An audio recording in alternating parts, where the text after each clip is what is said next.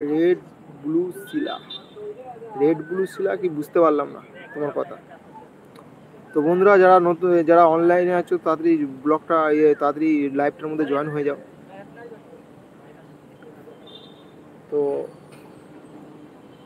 লাইভে আসছে মাঝে মধ্যে তোমাদের সাথে কথা বলার জন্য।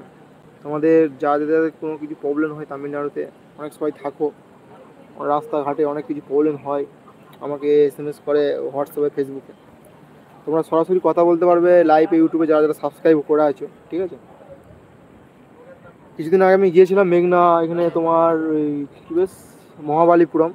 ওইখানেও যারা অনেক সময় যারা যারা ঘুরতে তোমার তোমার ধারে পাশে আছে, জায়গাটা ঘুরে এসো, খুব সুন্দর জায়গা, প্রচুর পাহাড় আর পাহাড়। সামনে মহাদেবের মন্দির আছে, মহাদেব মন্দিরের পাশে সমুদ্র আছে, একদম ঘুরতে যাওয়ার ক্ষেত্রে একদম পারফেক্ট জায়গা, 1 নম্বর।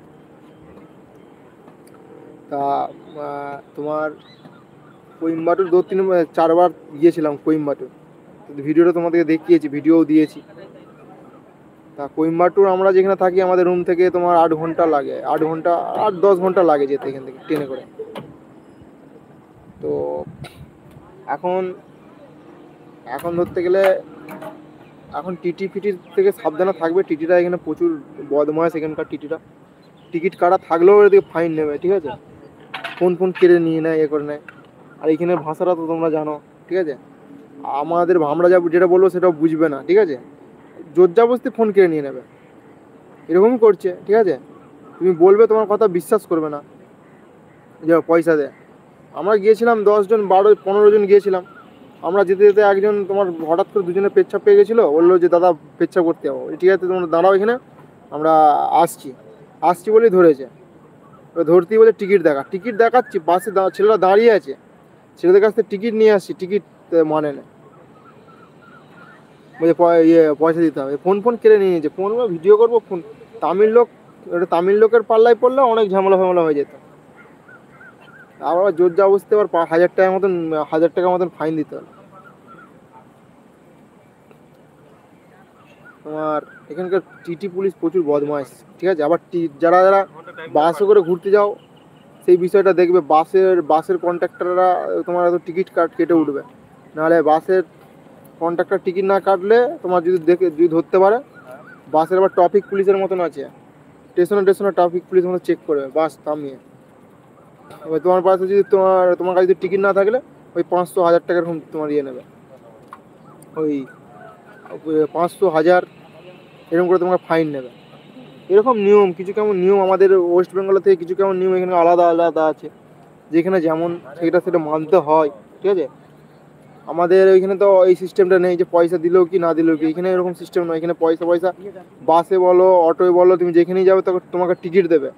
সেই টিকিট আবার তোমার ওই ট্রাফিক পুলিশ আছে, তোমাকে দাঁড় করিয়ে গাড়ি দাঁড় করিয়ে তোমার টিকিট চেক করবে। আর টিকিটে যদি তোমার টিকিট পাই ভালো, না পেলেই ব্যাস 500-1000 দাও। তাহলে চলো ওদের সাথে। এই হরিনামের গান বেজে গেল, প্রতিটা ঘন্টায় দেখো এইখানে হরিনামের গান হবে। প্রতিটা ঘন্টায় আমাদের হরিনামের হবে, পালা কীর্তন হবে। একদম গোটা ইয়েটা। আবার এই 5টা গণেশ মন্দির হচ্ছে, তোমাদেরকে দেখাচ্ছি, দাঁড়াও। এখন 3তলা থেকে আছি, 3তলা। এই যে এটা গণেশ মন্দির হচ্ছে। এটা বড় পাড়া ছিল, ওটা ভেঙে দিয়েছিল, বড় ছিল, ওটাকে ভেঙে আবার নতুন করে হচ্ছে। অনেক টাকা খরচা হচ্ছে, 3-4 লাখ টাকা খরচা হচ্ছে। 3-4 লাখ টাকা খরচা করে। আর তামিলনাড়ু তো অতটা অভাব নেই আমাদের মতন। আমরা যেমন এই অভাব জিনিসটা তো এখানে নেই। সবার কাছে পয়সা, সবাই চাকরিজীবী লোক। প্রতিটা মানুষের কাছে 2 লাখ 3 লাখ টাকা কিছু ব্যাপারই নেই। প্রতিটা মানুষের বাড়িতে ঘরে গাড়ি, কিছু থাক আর নাই থাক, কিন্তু গাড়ি আছে তোমার। প্রতিটা লোকের, ম্যাক্সিমাম লোকের বাড়িতে তুমি গাড়ি পাবে, ঠিক আছে। ঘর তোমার কুড়ে ঘর হোক আর যাই হোক। এইখানে রুমগুলো দেখবো, তোমাকে দেখাচ্ছি। এই যে রুমগুলো, যে টালির রুমগুলো দেখতে পাচ্ছ, এই রুমগুলো এখানে 5,000 টাকা করে ভাড়া, 5,000, 6,000। আর আমরা এই যে রুমগুলো দেখতে পাচ্ছ, এই রুমগুলো 8,000 টাকা করে, 8,000, 10,000 করে ভাড়া বাইরে।